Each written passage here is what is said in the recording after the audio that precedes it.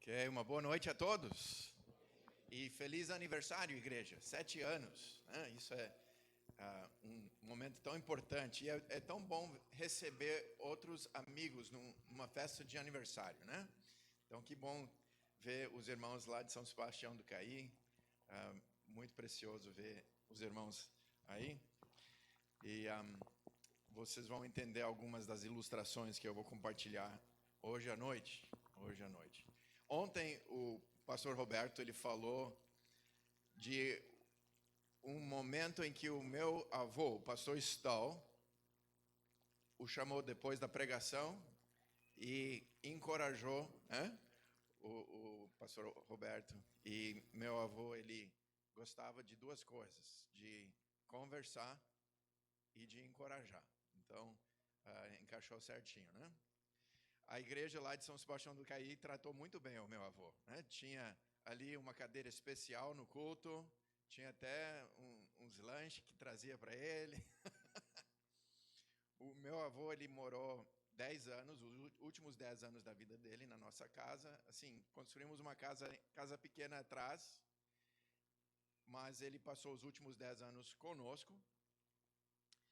E para ter o pastor Stoll contigo no café da manhã era uma experiência, porque ele fazia essas perguntas assim: Randall, o que é a glória de Deus?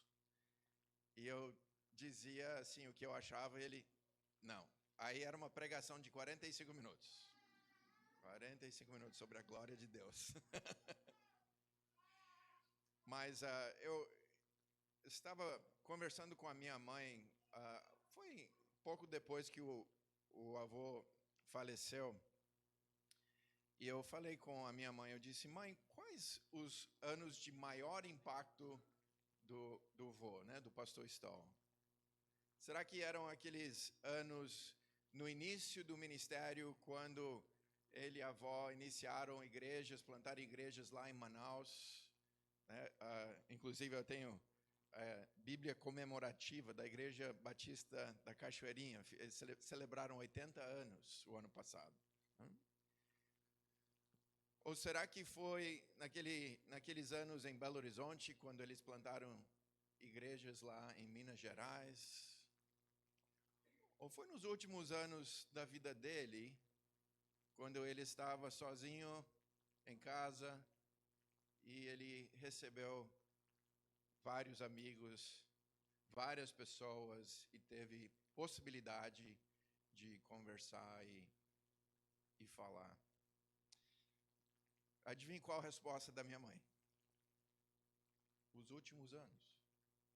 Os últimos anos. Às vezes nós pensamos que é com os grandes públicos, né? Ou as igrejas enormes e tudo mais, mas o que eu creio que foi importante, algumas coisas que eu presenciei ali. O meu avô, com 90 e poucos anos, lendo a Bíblia. Ele tinha o costume de grifar, de comprar uma Bíblia nova, cada ano, grifar essa Bíblia e depois ou entregar ou doar para alguém. Né? Eu tenho várias dessas Bíblias que ele grifou e anotou. No final da sua vida, ele leu a palavra de Deus, a Bíblia toda, mais de 80 vezes. Mais de 80 vezes. Também vi ele de joelhos ali. Ele era meio forte, né? Então não era fácil se colocar de joelhos com a idade dele e o peso dele, mas ele se colocava de joelhos e orava, provavelmente por vários de vocês e pelas igrejas. Mas o que ele fez foi investir em várias pessoas que o visitaram. E a gente vê o fruto ainda hoje.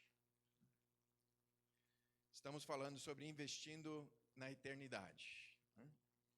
E ontem eu falei de duas coisas que são eternas. Quais são as duas coisas que são eternas?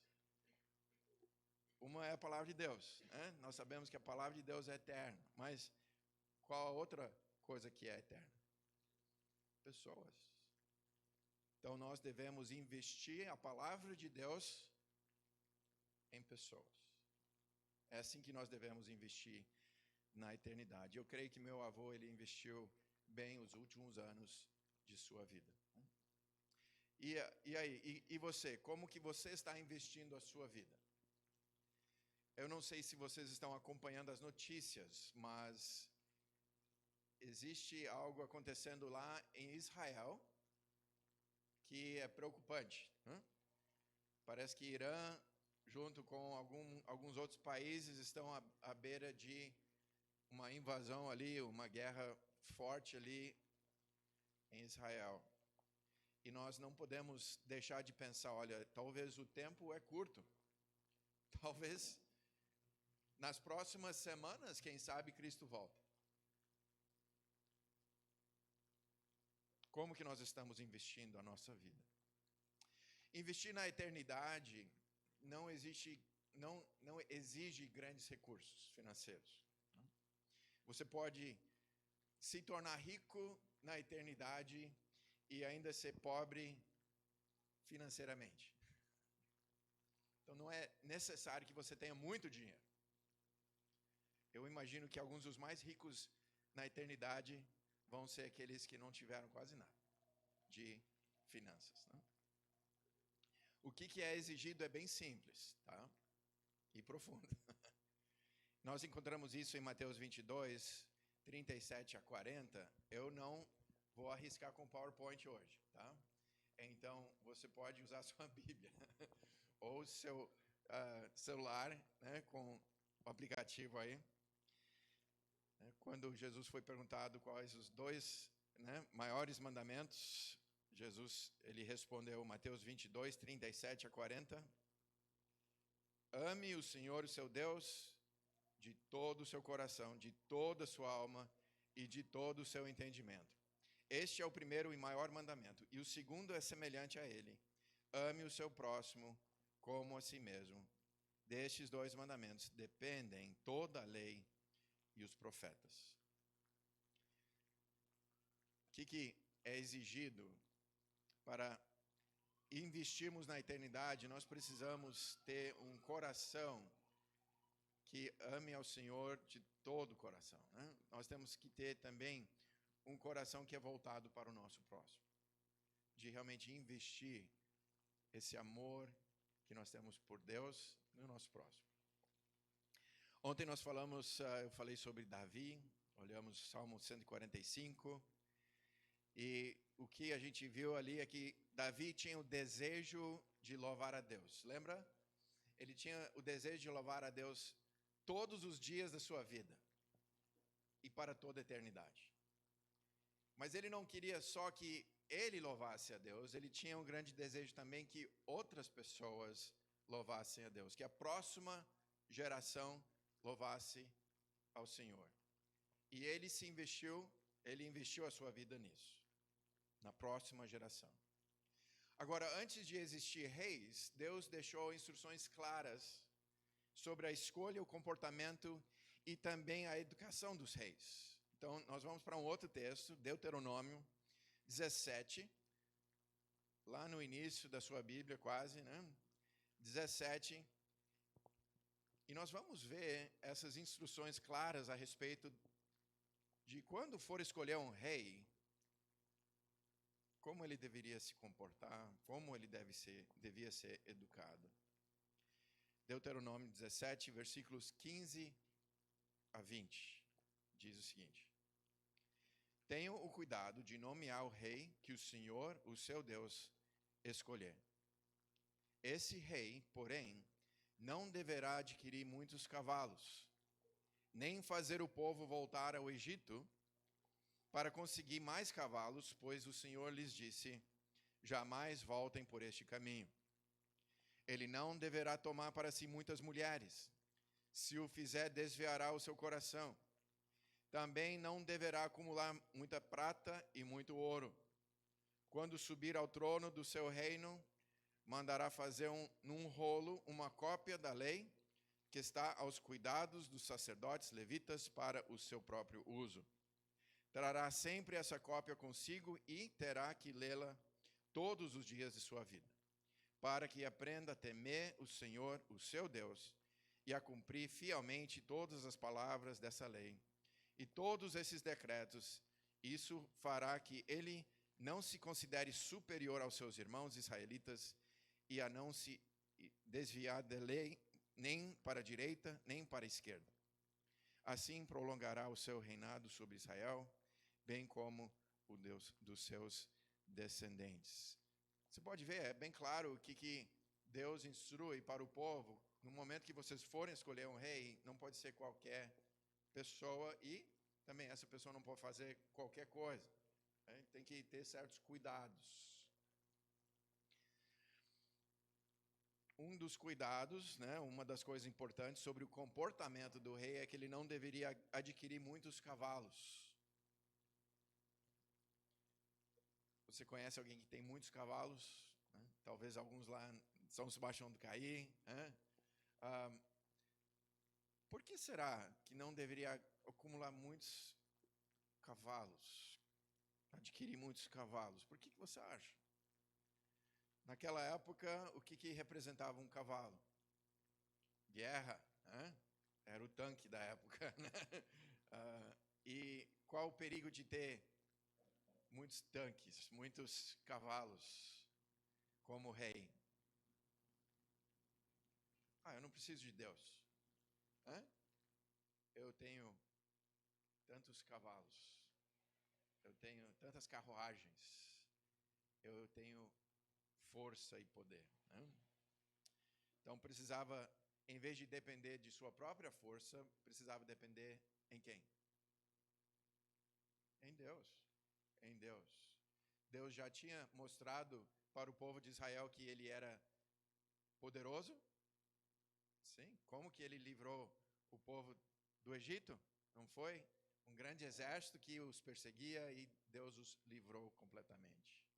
Então os reis não deveriam adquirir muitos cavalos, e nem voltar para o Egito. Isso não estava nem aberto à discussão. Outra coisa, eles não deveriam tomar muitas mulheres para si. Porque isso? Não precisavam de alianças políticas, Não precisava, mas também, talvez mais destacado ainda, é que eles, ao adquirir uma esposa de outro país, eles também estavam abraçando muitas vezes os ídolos e deuses dessas pessoas. E Deus queria um rei que dependesse dele completamente, e também queria um rei que tinha um amor inteiro, completo por Deus. Que isso não fosse desviado para outros deuses falsos. Também não deveria acumular muita prata e muito ouro. Por quê? Por que será? Quem deveria suprir para o rei e para o povo? Deus. Deus. E o que é o perigo? Jesus já falou isso, nós lemos isso ontem à noite. Qual é o perigo de acumular muitas riquezas? Isso aí não vale nada, Ladrões podem vir roubar. É algo que é um investimento temporário. Nós olhamos isso ontem à noite. Então Deus ia suprir e também não deveria desejar mais a riqueza do que a Deus. Não sei se você já fez um investimento. O que acontece quando você faz um investimento? O seu coração vai atrás, Eu ganhei um dinheiro nos Estados Unidos quando teve Covid. O governo me deu, de graça. E eu investi na bolsa. Nunca tinha feito isso.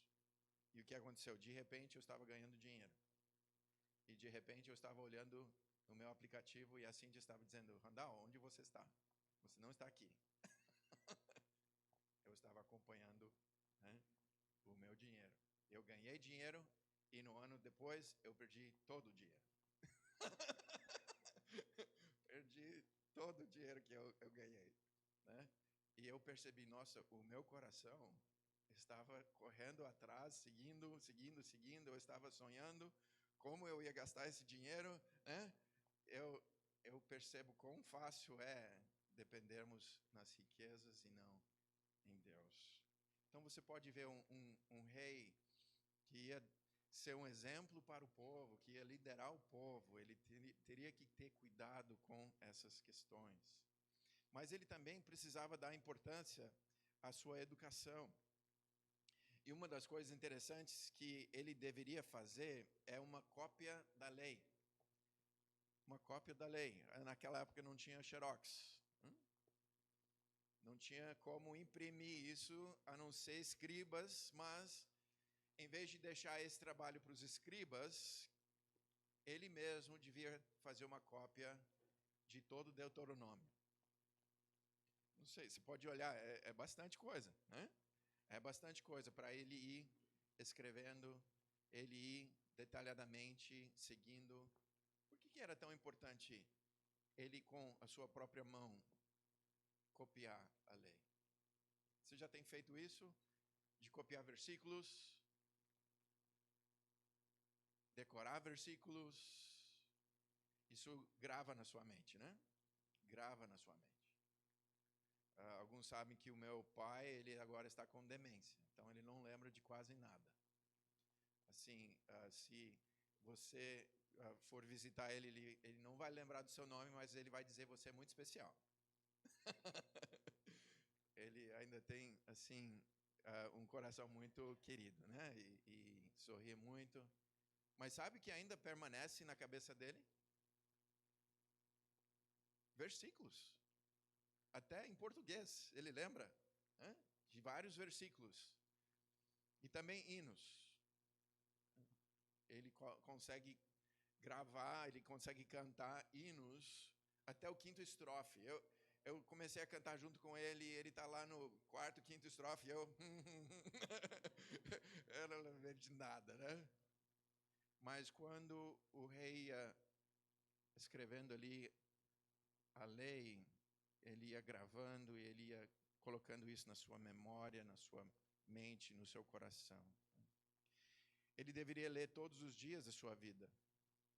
Ler todos os dias da sua vida. E aprender, então, a temer o Senhor e a obedecer a todas as palavras dessa lei.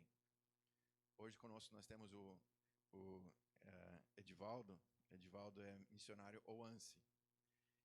OANSE é um ministério para crianças, tá? E adolescentes. Quando eu tinha 10 anos de idade, eu participei do OANSE. E eu decorei versículos, muitos versículos. E até hoje eu lembro desses versículos.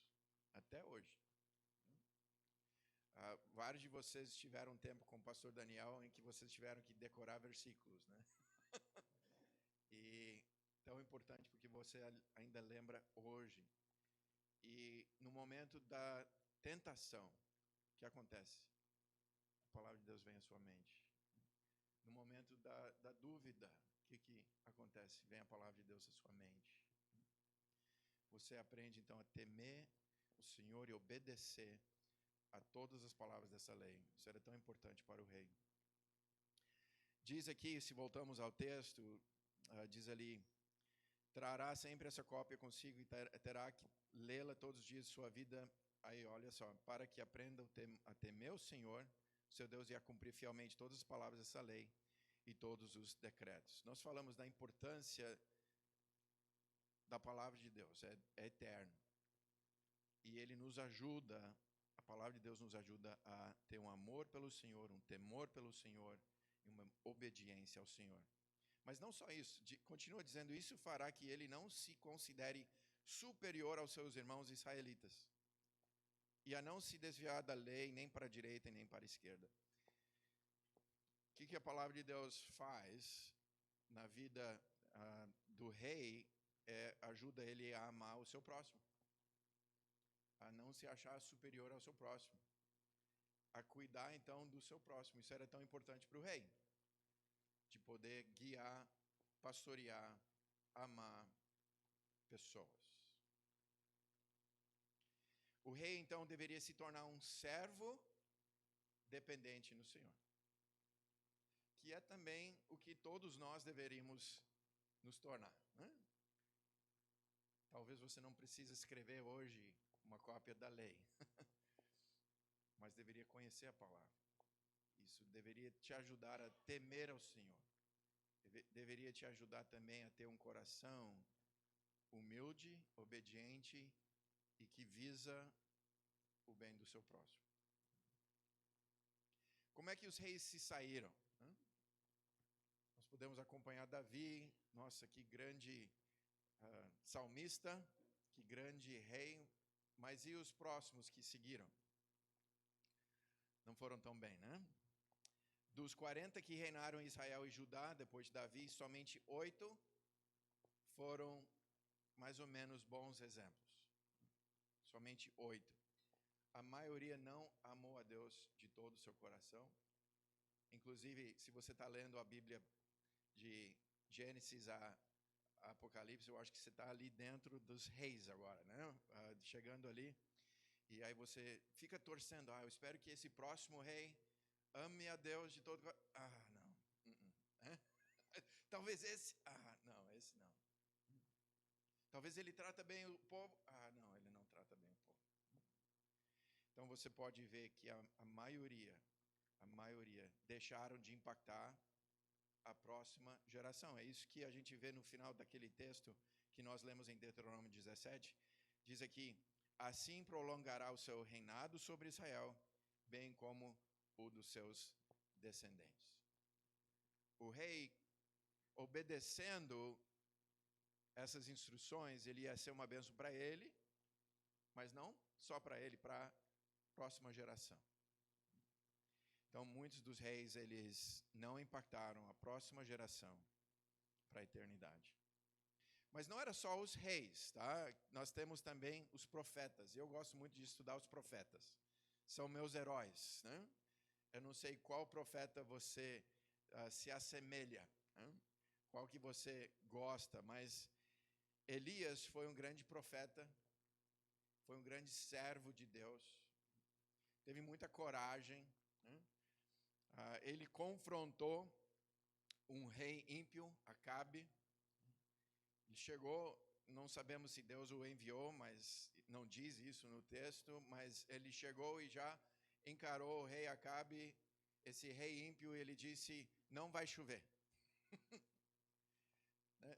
Provavelmente Elias ele estava lendo todos os textos do Antigo Testamento lá dizendo: se você abandonar o seu Deus, então vai vir essas consequências. E Elias já chegou dizendo para o rei: olha, não vai chover. Causou muito transtorno. Né? Deus então o levou para uma caverna e alimentou e cuidou de Elias, e ele ali aprendeu a amar a Deus, a orar a Deus, a ter comunhão com Deus. Deus o transformou, né?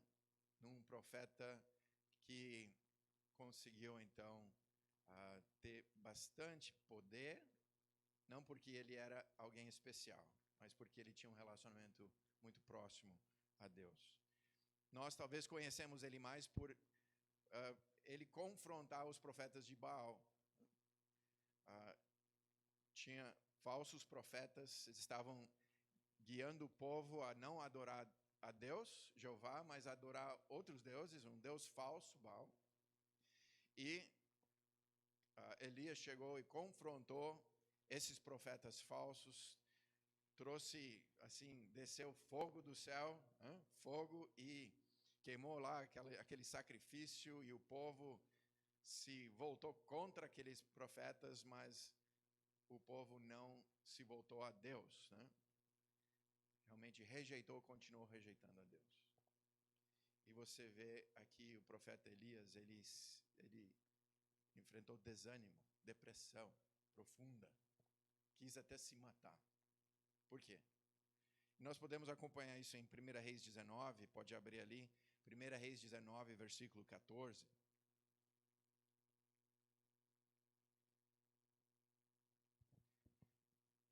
1 Reis 19, 14. Elias está conversando com o Senhor, não muito tempo depois dessa grande vitória sobre os profetas de Baal. Mas o povo não reagiu, não respondeu, voltando ao Senhor de todo o coração.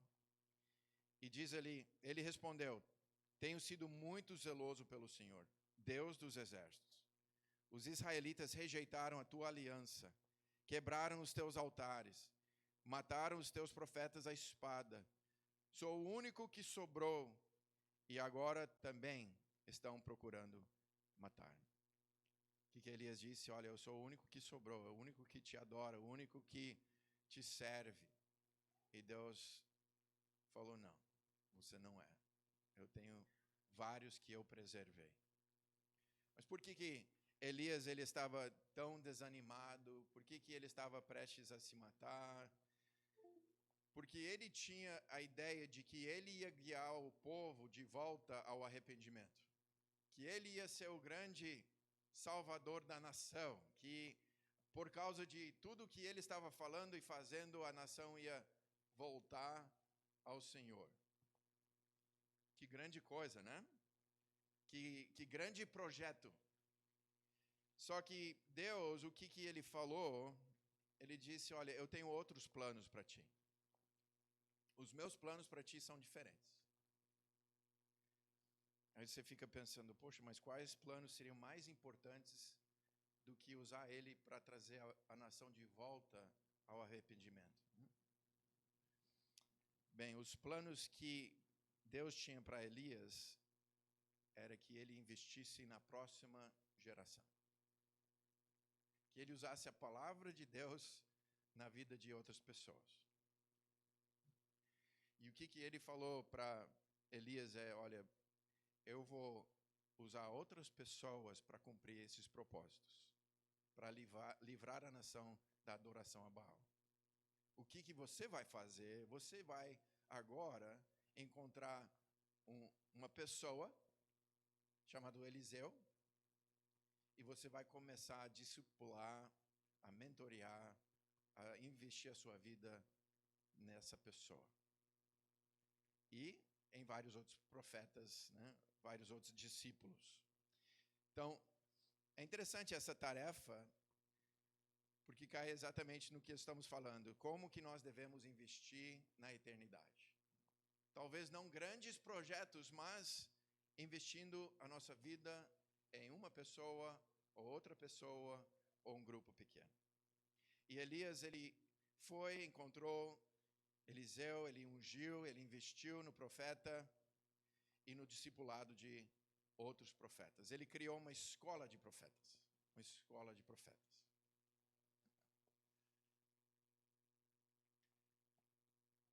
Vocês conhecem o meu pai, né? O pastor Daniel, muitos de vocês, e sabem o quanto que ele valorizou o discipulado.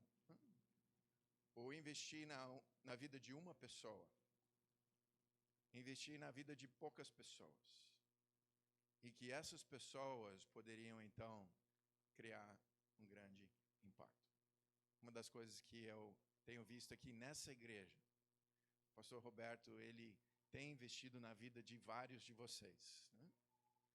E nós temos como resultado o Rômulo, que está servindo ao Senhor fora desse espaço aqui, e outros que estão servindo ao Senhor fora desse espaço aqui. É um investimento em pessoas, investimento em poucas pessoas. E Elias, ele teve que abrir mão de grandes projetos para investir na vida de poucas pessoas. Então nós podemos acompanhar o discípulo Eliseu. Eliseu, ele observou muito o seu discipulador, o seu mentor, Elias, e ele se tornou um servo ainda maior de Deus. 2 Reis, capítulo 2, versículo 9, você pode abrir ali. Depois do treinamento que aconteceu, Deus estava prestes a levar Elias para o céu. E Eliseu, ele queria muito continuar o ministério de Elias. Queria ser usado por Deus. E no versículo 9, 2 Reis 2, 9, podemos ler, isso antes de Elias ser levado ao céu, Elias disse a Eliseu: o que posso fazer por você antes que eu seja levado para longe de você? Respondeu Eliseu: faze de mim o principal herdeiro de teu espírito profético.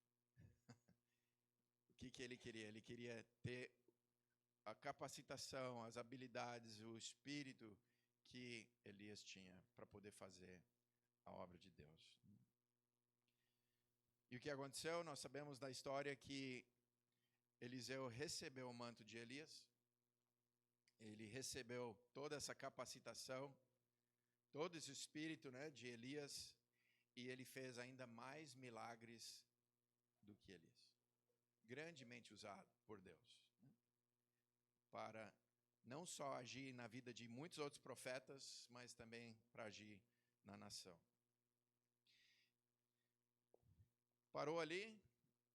Eliseu não investiu mais em pessoas, não, ele continuou esse investimento que ele recebeu do Elias. Ele investiu em alguém chamado Geazi. Já ouviu desse Geazi? E a história de Geazi, ele também se tornou um grande servo de Deus? Não. Em 2 Reis capítulo 5, nós temos a chegada de Naamã. Naamã foi o comandante do exército do rei da Síria. Então você pode imaginar um homem forte, um homem duro, um homem líder, mas que tinha uma doença incurável, a lepra. E ele ouviu falar desse profeta Eliseu de longe. E ele veio para ser curado. Algo que só Deus pode fazer, né? E ele fez. Deus curou através do Eliseu, Naamã. E Naamã queria presenteá-lo. Queria dar um presente. Ele tinha trazido muita riqueza junto para presentear o profeta. E você pode ver em 2 Reis 5, versículo 16, o profeta respondeu: juro pelo nome do Senhor, a quem sirvo, que nada aceitarei. Embora Naamã insistisse, ele recusou. Então, você pode ver aqui o coração do profeta. Especial, que esse profeta, ele não se importava com riqueza, com posses, com roupas bonitas, né, com prata e ouro. Ele disse: não, eu juro pelo nome do Senhor, isso é algo forte, né? A quem sirvo, nada aceitarei. Ele não estava interessado em investimentos temporários, né? Em coisas que podiam né, ser roubados ou se desfazer com o tempo. Mas e Geazi? Geazi, que tinha acompanhado Eliseu por muitas experiências, viu Deus agindo, fazendo grandes milagres. Geazi, ele reagiu com cobiça, né? Versículo 20 de 2 Reis 5, Geazi, servo de Eliseu, o homem de Deus pensou: meu senhor foi bom demais para Naamã, aquele arameu, não aceitando o que ele lhe ofereceu. Juro pelo nome do Senhor que correrei atrás dele para ver se ganho alguma coisa. Podemos ver aqui que Geazi tinha um amor por Deus. Olha, é um amor que realmente foi meio encoberto por causa de um amor por outra coisa. Por posses, por tesouros. Você vê que ele tem um amor por seu próximo? Não, olha o que ele diz, né? Para Naamã, aquele arameu. Eliseu, ele viu Naamã de forma diferente. Eis aqui um homem que precisa de Deus. E se converteu. Mas Geazi queria algo dele e desprezou ele. Então, em vez de demonstrar um coração de servo, em vez de amar a Deus, em vez de amar o seu próximo, ele cobiçou coisas terrenas. E qual foi o resultado? Como que Deus avaliou tudo isso e viu tudo isso? E você pode acompanhar nos próximos versículos, de 25 a 27. Diz, então entrou e apresentou-se ao seu senhor Eliseu, isso Geazi, e este perguntou, onde você esteve, Geazi? Geazi respondeu, teu servo não foi a lugar nenhum. Mas Eliseu lhe disse, você acha que eu não estava com você em espírito quando o homem desceu da carruagem para encontrar-se com você? Este não era o momento de aceitar prata, nem roupas, nem de cobiçar olivais, vinhas, ovelhas, bois, servos e servas. Por isso a lepra de Naamã atingirá você e os seus descendentes para sempre.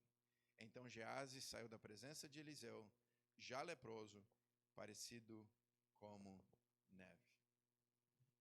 Geazi tinha uma grande oportunidade, né, de seguir o exemplo de Elias, de Eliseu, de ser um grande servo, de demonstrar um amor por Deus de todo o coração e um amor pelo próximo, mas ele falhou, ao ponto de Deus castigá-lo. E qual foi o legado que Geazi deixou para os seus descendentes? Lepra. Infelizmente, ele amaldiçoou, então, a próxima geração. Ele valorizou um tesouro temporário e não eterno. Então, os profetas, eles entenderam a importância de investir em pessoas, concorda? A palavra de Deus em pessoas. Eu imagino que não foi fácil para Eliseu ver essa decisão, essa resposta de Geazi. Às vezes nós, como discipuladores, como pessoas que investem em outras pessoas, nós podemos ver pessoas não reagindo da maneira correta também. E até abandonando a fé, abandonando aquilo que foi ensinado. Mas nós deixamos isso com Deus. Então, temos que avaliar os tempos em que estamos, né? Eu creio que nós temos pouco tempo até a volta de Cristo. E devemos investir o tempo que nos resta na universidade, na eternidade. Precisamos investir a palavra de Deus na próxima geração. E para isso nós precisamos de um coração de servo. Como está o seu coração? Como está o seu coração? Deixa eu perguntar sobre a palavra de Deus. É algo que você valoriza? É algo que diariamente você está colocando na sua frente? Estava falando com alguém que disse, o meu cônjuge nunca pede perdão. Nunca pede perdão. Eu falei, provavelmente não está lendo a palavra de Deus. Porque o que a palavra de Deus faz conosco todos os dias? Vai nos confrontando. Vai nos confrontando. E aí nós precisamos fazer o quê? Deus, me perdoe. Deus, eu sei que eu estou longe de onde eu preciso estar. Me perdoe, molde o meu coração. Se você não tem facilidade em pedir perdão, provavelmente é porque você não está deixando a palavra de Deus te confrontar diariamente. Talvez você me diz, eu leio a palavra de Deus todos os dias, mas às vezes nós lemos a palavra de Deus pensando em como a outra pessoa precisa mudar, né? Como a outra pessoa precisa ser moldada à imagem de Jesus. Nós precisamos da palavra de Deus na nossa vida, para o nosso coração ser um coração de servo. Devemos amar a Deus, devemos amar o nosso próximo. Eu gosto muito de discipular pessoas novas na fé. Não sei se você já teve essa oportunidade, né? De sentar, eu discipulei alguém bem próximo aqui ao trem Zurb. Eles pegavam, olha, o trem acho que era 6:30. Então eu precisava chegar às 5:30 para fazer o discipulado de 1 hora antes de ir para o trabalho lá em Porto Alegre. E eu lembro, nós estávamos conversando um dia e aquela pessoa que eu estava discipulando, ele virou para mim e disse, pastor, olha, eu preciso que o senhor ore por mim. Essa semana eu não amei a Deus de todo o meu coração. Eu tentei não rir. alguém muito sincero, né? E eu disse, olha, eu não amei a Deus de todo o meu coração essa semana. Vamos orar juntos aí, vamos orar juntos, né? Mas é legal você discipular alguém, você investir na vida de alguém e você também ser desafiado a amar a Deus de todo o coração. Bem, a igreja Bereana aqui está celebrando 7 anos. E eu notei ontem que vocês estavam referindo às vezes a igreja não é tão grande, mas isso não é problema para Deus, né? Deus não está olhando números. A igreja de Caim não é uma igreja enorme com números, né? Os profetas no Velho Testamento não eram grandes números. Mas o que era importante? É que cada um de vocês está investindo na vida de outras pessoas. Esse investimento, ele rende muito. Rende muito. Ele vai multiplicando. Ele vai multiplicando. Então eu quero te incentivar, te encorajar a orar e pedir para Deus colocar alguém na sua vida. Eu lembro tendo um tempo com a Laor, né? Foram alguns anos. A Laor estava me chutando na canela e eu decidi que eu tinha que passar um tempo junto com ele, sabe? E Deus foi usando aquele tempo para transformar muita coisa. Não só na vida dele, na minha vida também. E eu creio que Deus pode colocar alguém na sua vida, uma criança, um jovem, um adulto, um vizinho, um colega no trabalho que você possa estar investindo para a eternidade. Precisa muito dinheiro para isso? Não. Talvez te custe um café. Talvez não, talvez você ganhe um café. Custe o seu tempo, né? O seu tempo, as suas orações, talvez algumas lágrimas, mas vale a pena. Lembrando do pastor Stoll, que foi fundador de várias igrejas. Eu acho que isso não foi o ministério mais importante da vida dele. Foi quando algumas pessoas vieram e ele pôde encorajar. Ele pôde direcionar. Ele pôde dizer, ame a Deus, né? Ame o seu próximo. E exemplificar isso também. Vamos orar. Deus, obrigado por esse desafio, às vezes negativo, de pessoas que falharam, mas também exemplos positivos de pessoas na palavra de Deus que eles investiram a sua vida e houve fruto. Pai, eu agradeço por essa igreja que tem zelado pelo discipulado, zelado pelo investimento na vida de pessoas. Continue abençoando essa igreja. E que o Senhor, mais para frente, traz o fruto, mas também nesse momento, vidas transformadas, fortalecidas, vidas que temem a Ti. Continue esse trabalho, Pai, por Sua graça. Em nome de Jesus. Amém.